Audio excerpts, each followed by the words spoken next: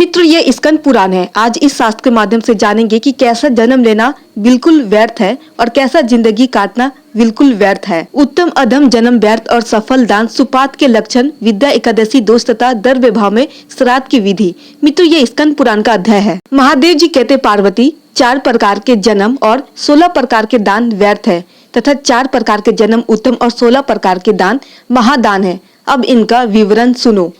कुपात्रों का जन्म व्यर्थ है, जो धर्म से बहिष्कृत है, जो परदेश में जाते हैं तथा जो सदा पर स्त्रियों में आसक्त रहते हैं, उनका जन्म भी व्यर्थ है। जो दूसरे के यहाँ भोजन करते और पर स्त्री लंपट है, उनको दिया हुआ दान व्यर्थ है। एक बार देने से इनकार करके फिर जो दान दिया जाता है वह भी व्यर्थ है। आरूढ़ पतित सन्यासी होकर फिर गृहस्थ होने वाले को दिया हुआ दान तथा अन्य उपार्जित धन का दान भी व्यर्थ है। भ्रम हत्यारे, पतित, चोर, गुरु को प्रसन्न न रखने वाले, कृतघ्न, ग्राम पुरोहित, अधम, ब्राह्मण, शूद्र, स्त्री से संबंध रखने वाले ब्राह्मण, वेद विक्रेता जिसकी स्त्री का किसी जार पुरुष से संबंध हो तथा जो स्त्री के अधीन रहता हो, ऐसे ब्राह्मणों को दिए हुए दान असफल होते। इस तरह यह 16 प्रकार के दान व्यर्थ है। अब जिनका जन्म उत्तम है उनका परिचय सुनो। जो अपने माता पिता के उत्तम पुत्र हैं, सदा धर्म में तत्पर रहते हैं, परदेश में नहीं जाते और पराई स्त्रियों से विमुख हैं। इन 4 प्रकार के मानव का जन्म श्रेष्ठ है। गौ, सुवर्ण, चांदी, रत्न, विद्या, तिल, कन्या, हाथी, घोड़ा, शैया, वस्त्र, भूमि, अन्न, दूध, छत्र तथा आवश्यक सामग्रियों सहित गृह, इन 16 प्रकार की वस्तुओं के दान को महादान कहते हैं। इसलिए सभ्यता छोड़कर श्रद्धा और विधि के साथ उत्तम देश में, उत्तम काल में और उत्तम पात्र को न्याय उपार्जित धन का दान देना चाहिए।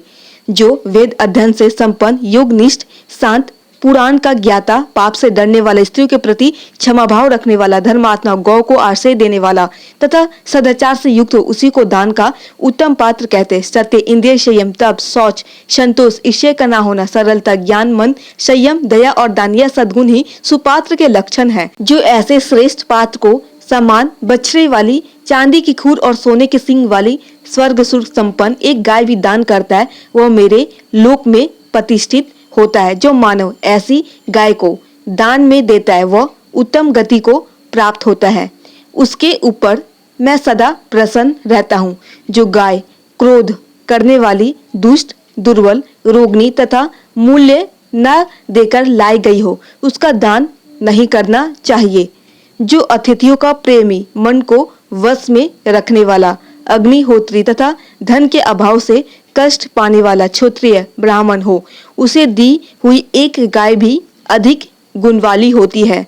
जो ज्ञान दुर्बल ब्राह्मण गाय को बेचता है वह गोदान लेने का अधिकारी नहीं है, उसे ब्राह्मण नहीं मानना चाहिए।